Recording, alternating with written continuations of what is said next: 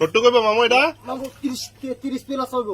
হ্যাঁ 30 কি চলে 30। শাবাশ এটা কোথায় কোথায় চাষ হলো? এটা ধর্মসাগরে, কুমিল্লা ধর্মসাগর। এমন মাছ কি আরো আছে? হ্যাঁ আরো আছে, বড় আছে। বহুত আছে কি কি মাছ আছে এখানে ধর্মসাগরে? ব্ল্যাক কাপ আছে, কুড়াল আছে, বড় বড় কার্পু আছে, রুই আছে, কাতল আছে। আপনার কেমন লাগতেছে এত বড় মাছ ধরে? আমার খুব ভালো লাগতেছে। খুব কষ্ট হইতাছে না মাছ ধরে রাখতে? হ্যাঁ এই মাছটা ঝুঁকি মেরে ধরে লইছি। হুম, পানির ঝুঁকি মেরে ধরে লইছি। আচ্ছা। তো এটার মতো আর আসেনি, দেখেন তো, হ্যাঁ আছে আছে। দেখেন তো। এ কান্দেলন কান্দেলন তাই কান্দেলন, দেখেন। একদম প্রচুর এটা কালো মধু কেন? কালো মধু কেন? কালো মধু। কেন কালো মধু কি লিগা? ব্ল্যাক কাপের জন্য। Black cup.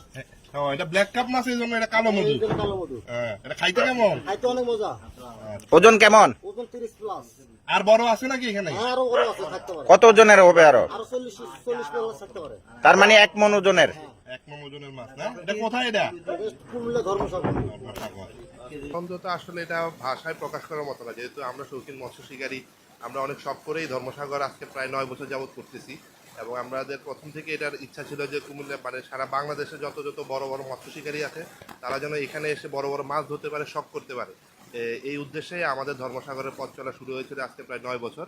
এবং শুনেছেন আমার বড় ভাই বলেছে, আমরা কুমিল্লা ধর্মসাগর আজকে দীর্ঘ 9 বছর যাবৎ এই মাছ শিকারের জন্য, শৌখিন মৎস্য শিকারীদের জন্য আমরা প্রস্তুত করেছি। আমাদের জানা, আমাদের এই কুমিল্লা ধর্মসাগরের দেশের বিভিন্ন প্রান্ত থেকে বিভিন্ন শিকারীরা এসে মাছ শিকার করে গিয়েছিল, অনেক লিজেন্ডারি শিকারী আছেন। আপনি জানেন বর্তমানে মাছ শিকার বাংলাদেশে একটা শৌখিনতা হিসাবে অনেকেই গ্রহণ করেছে। সেই হিসাবে আমি মনে করি কুমিল্লা আমরা যারা করেছি আমরা সার্থক। ভবিষ্যতে যদি এই ধারা অব্যাহত থাকে কুমিল্লার যে পরিচিতি সারা বাংলাদেশে পাবে। আর এই ধর্মসাগর বাংলাদেশের মিনিমাম 10টি বা 5টি বড় জলাকারের মধ্যে একটি। সেই হিসাবে আশা করি কুমিল্লা ধর্মসাগর যে রেপুটেশন করেছে, অতীতে করেছে, ভবিষ্যতে এই ধারা অব্যাহত রাখবে, আমরা এই আশাবাদ